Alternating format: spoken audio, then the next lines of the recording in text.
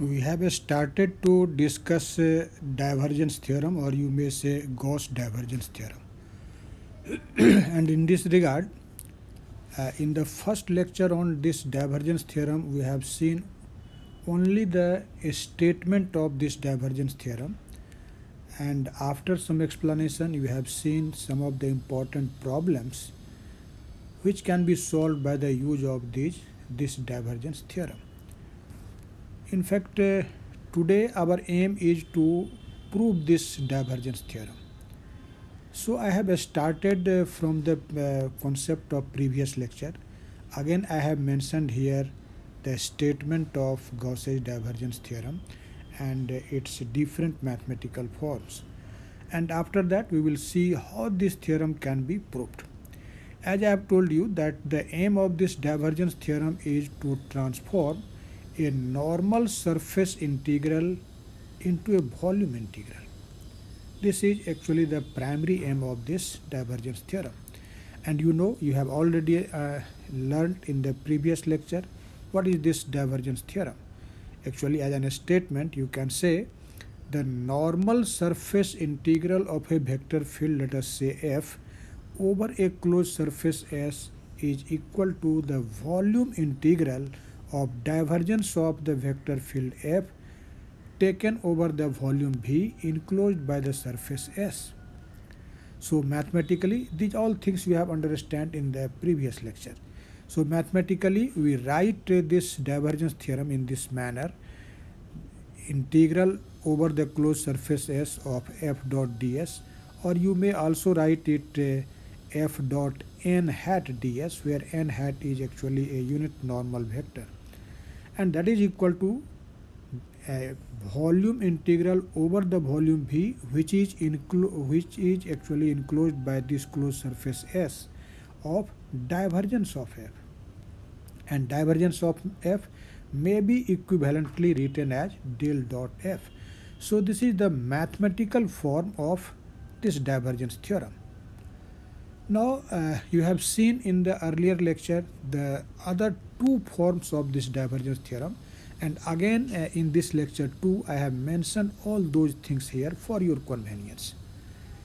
As you know, this vector field f in terms of its rectangular components can be expressed as f equal to fxi plus fyj plus fzk, where fx, fy, fz are the rectangular components of this vector field f. And so if f is this much, then what will be divergence of f? You can easily say this is just the definition of divergence of a vector field, that this will be equal to del fx by del x plus del fy by del y plus del fz by del z. And so this mathematical form defined in equation A, you can see, may be written in this manner.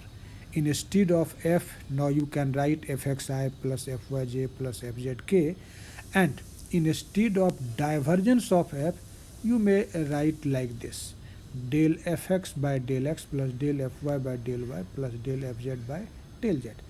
And instead of the volume element dv, I have written here dx dy dz, which is actually the volume element in Cartesian coordinates. So this is another form of the Gauss's divergence theorem, which have been defined in this equation B. Now we will see the second form. Already you have seen in the previous lecture. In fact, this elementary area vector ds may be also expressed as a vector sum of its components. So if dsx, dsy and dsz be the components of this elementary area vector ds in x, y and z direction, then you may write it as dxi plus dy dsyj plus dszk. But this dsx is actually the elementary area lying in yz plane. Why? Because this dsx is directed along x-axis and area vector is always perpendicular to the plane surface. So if this elementary area vector is directed in x direction, then this surface will lie in yz plane, because on yz plane the x-axis is normal. So you can see this is the elementary projection of this ds in yz plane. This is dy into dz.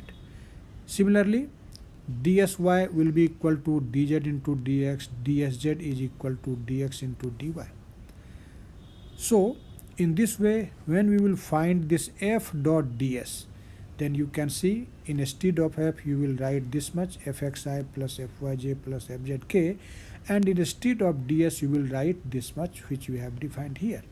So f dot ds we will obtain f equal to fx dy dz plus fy dz dx plus fz dx dy. All these things, I am just repeating these things because you have already learned these things in the previous lecture. So in this way, the Gauss's divergence theorem may be expressed as you can see in this equation C. Now actually our aim is to prove this theorem, and for this let us see this S, which just appears like a sphere, but don't think that is certainly a sphere. It may be a sphere or it may be any closed surface. So S is actually a closed surface, as you can see here, and this surface is such a surface that the lines parallel to any axis, you can see here, I have mentioned this for your convenience, S be a closed surface such that any line parallel to the coordinate axis cuts S at most at 2 points. If you will draw any line parallel to, let us say, x-axis, then that line will intersect at most at 2 points to this surface. And similarly, when a line parallel to y-axis or z-axis will be drawn, that line cannot intersect this closed surface more than at 2 points. Maximum number of point of intersection will be 2. So such a surface is S. Now you can see I have divided this surface in two parts. The lower part has been written by this symbol S1, and the upper half part of this surface has been represented by S2. And the equation of this lower half portion of this surface S, which is S1, can be written as z equal to a function f1 of x and y. You know, the equation of a surface is written in terms of two parameters. So here, if you will write the equation of S1, you can write z will be a function of x and y.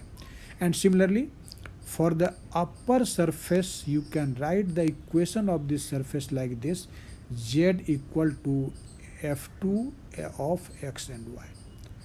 So f1 and f2 are actually the values of these z for the lower surface and the upper surface.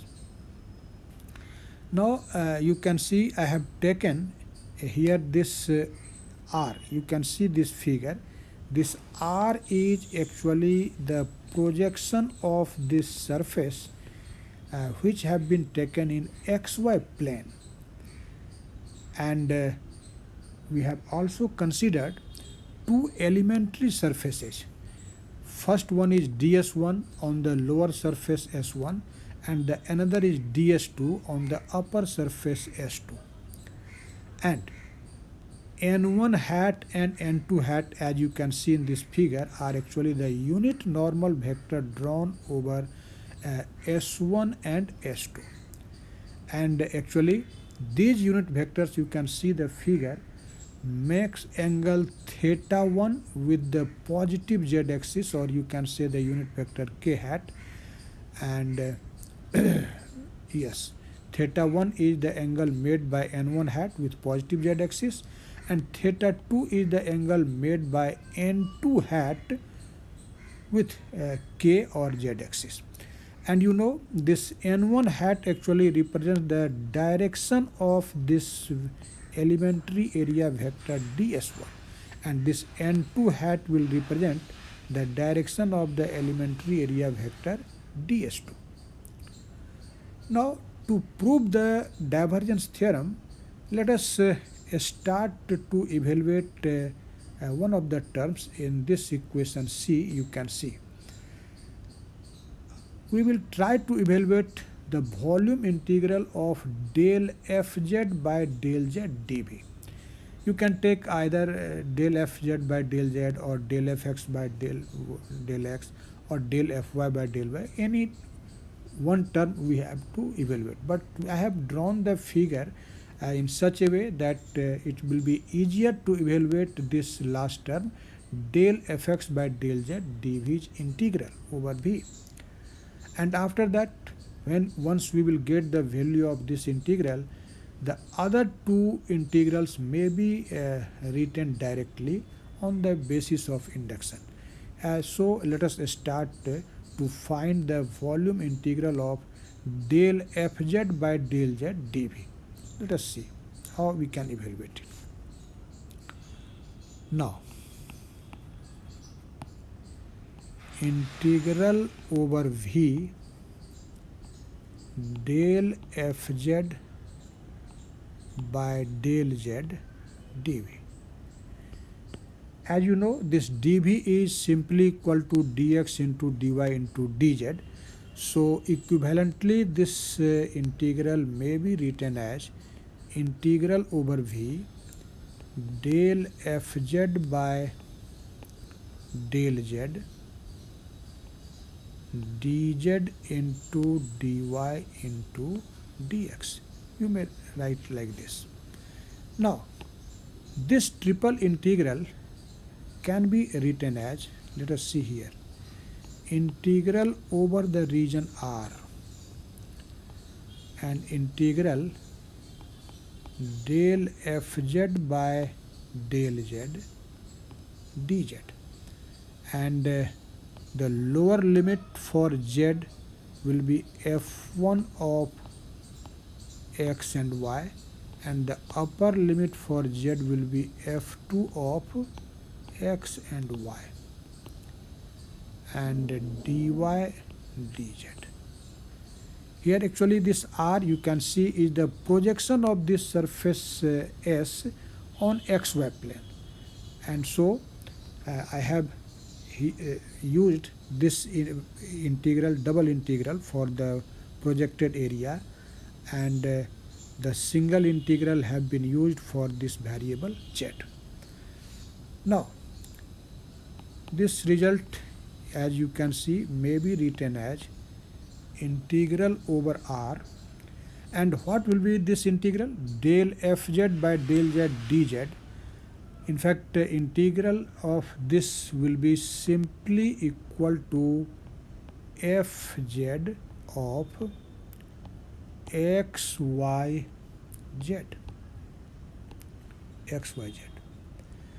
and here the limits will be what? The limits will be z equal to f1 to z equal to f2, and dy dx. You can see. Now let us put the limits for z. So you can see this will be integral over r fz x y, and here there is z, and so put the upper limit f2 at the place of z. So this is f2, and minus fz of xy, and lower limit for z is f1, so we will write here f1, and dy dz. Now I have not actually supposed any equation, so you can see this is actually equal to integral over v del fz by del z dv, and say this is equation 1. Actually, now we will try to evaluate each of the integral, since in RHS you can see there are two integrals.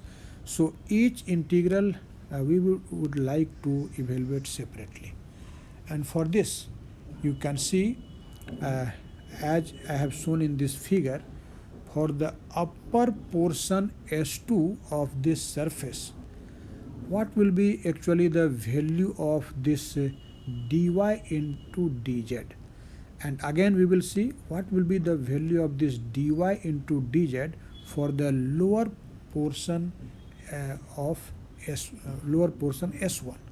So you can say for the upper portion, for the upper portion S2, upper portion S2, what will be this dy into dx? You can see this is simply the component of the area vector ds2 in yz plane, in yz plane. So see the figure. If the area vector, if the elementary surface lies in yz plane, area vector will be actually this area vector ds2 is in n2 direction, but dy dz denotes the component of this ds2 in z direction, because dy dx, the surface dy dx will lie in xy plane, and so area vector of that projection will be in z direction. So dy dz is dy dx is nothing, it is simply the z component of this vector ds2. And see the figure. This ds2 makes an acute angle theta 2 with z direction or with a unit vector k. So you can easily say the component of this ds2 along this unit vector k hat will be what? That will be ds2 cos theta 2. So for the upper portion S2, this dy dx will be equal to ds2 cos theta 2. And you may also write this expression in this way.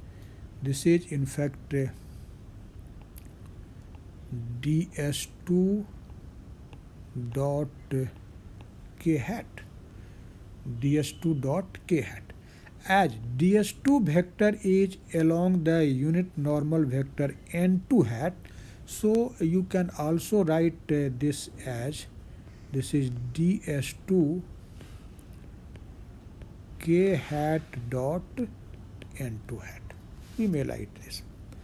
And in the similar manner, now we will find the value of this dy dx for the portion S1 in the lower half part. So for the lower portion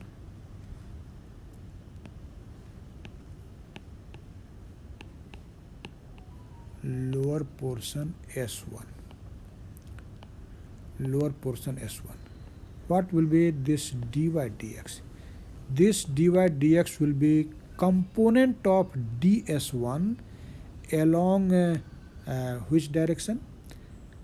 You can see along the direction z. So in fact, in this condition we can write that this dy dx is equal to, sorry, there is some trouble.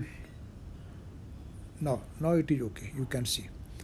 So this will be ds1 cos theta 1.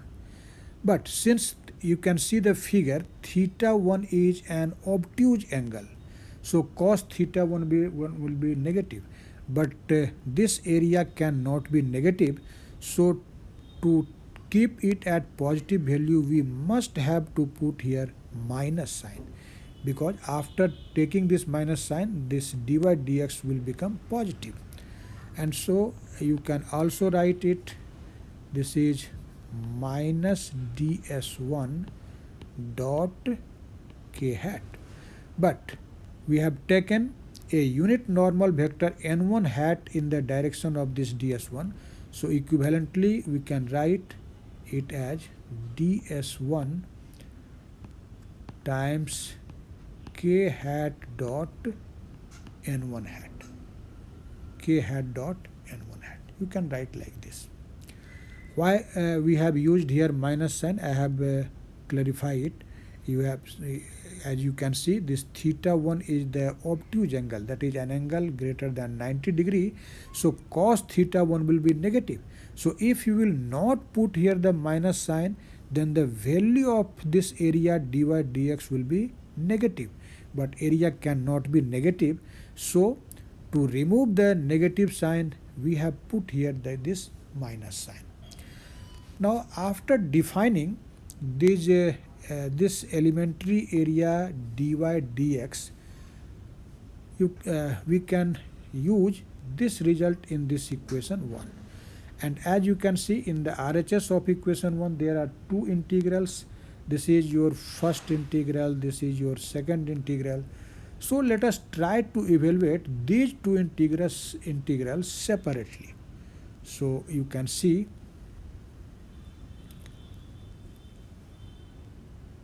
now from equation 1,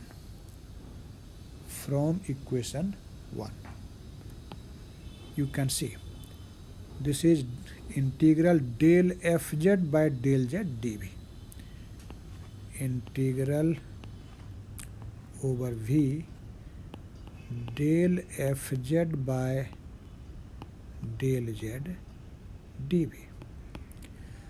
And as you can see, this is equal to integral over r, see here, fz of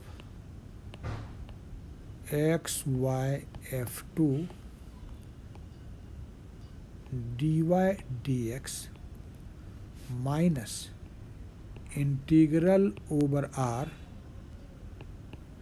fz x y f1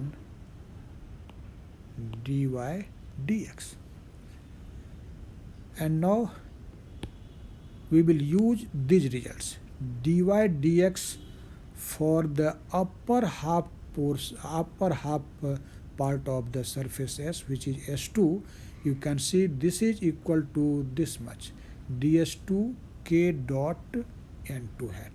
So in first term we will write it as integral over S2.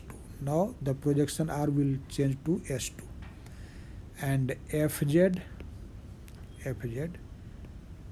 ds2 k hat dot n2 hat. And for S1, you can see here is this f1 represents that we are talking about the lower portion S1.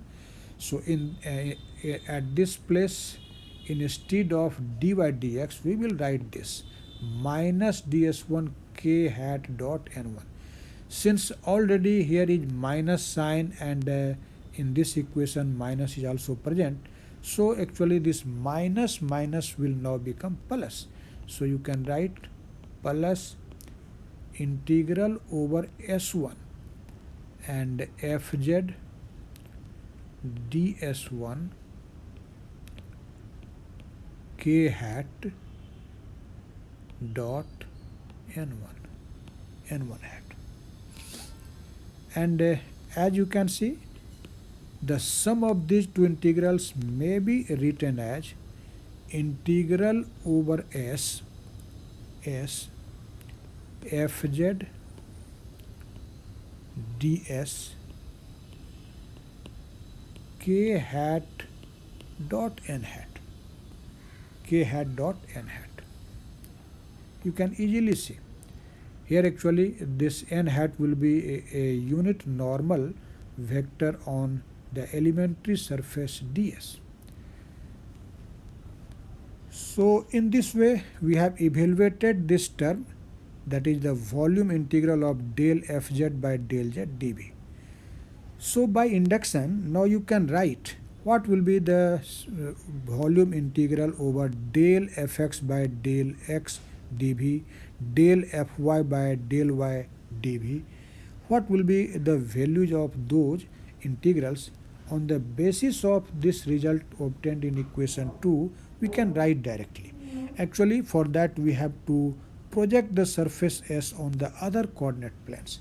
As you have seen that this result has been obtained when we have taken the projection of the surface S on xy plane.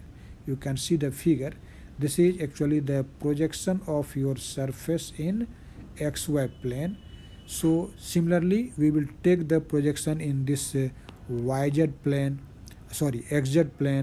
and this yz plane, and after that you can evaluate the other two integrals.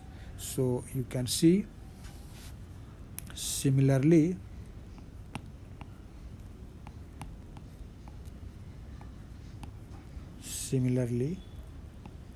by projecting S on the other coordinate planes,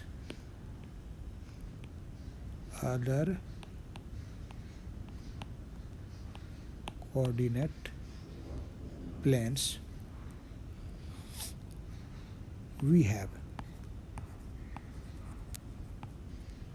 you can write integral over v del fx by del x dv. See here the result. When there is del fz by del z, then we write here fz, and unit vector is along the z direction, that is k hat. So if z will be replaced by x, then instead of this unit vector k hat, you have to take I hat, because I is the unit vector in x direction, and all other things will remain same. So you can write this. This is integral over S, or you may also now put this sign, because now when S1 and S2 will combine, then this will become a closed surface. So for representation of closed surface, we will make this sign of circle over this integral, and this will be what? This will be fx ds I hat dot n hat. Say this is equation 3, and integral over v, on the same line you can write it, del fy by del y dv. What will be this? This will be integral over the closed surface S. Now we will write here fy ds, and unit vector in this case will be j hat dot n hat. Now simply add all these three equations, that is the equation 2, equation 3 and equation 4. So after adding these three equations, you will see that the Gauss's divergence theorem will be simply put. So adding equations 2, 3 and 4, we get, when I am writing the terms in RHS first of all in LHS here. So you can see this will be integral over S fxi plus fyj plus fzk dot n hat ds. Actually, I have added these three equations after some simplification. You can see it, and this will be equal to what? This is integral over v del fx by del x plus del fy by del y plus del fz by del z dv.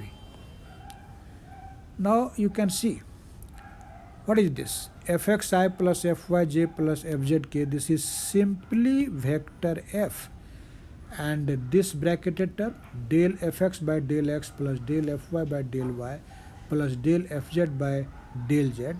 This is simply divergence of f. So this result may be written as, you can say, integral over the closed surface S f dot n hat ds, and this is equal to integral over the volume V divergence f dv. And you can see this is nothing, this is simply the divergence theorem. So this is your Gauss's divergence theorem. So in this way you can see we can easily prove this Gauss's divergence theorem. Gauss's divergence theorem. I hope you have understand this proof of Gauss's divergence theorem. And after this proof, you should know the proof of this Gauss's divergence theorem is important for university examinations. In university examination, questions are asked to prove the Gauss's divergence theorem. But whenever you will face competitive examinations, you have to remember this theorem, and you have to develop your skill of solving the problems. So numerical problems based on this theorem are actually important for the various competitive examinations.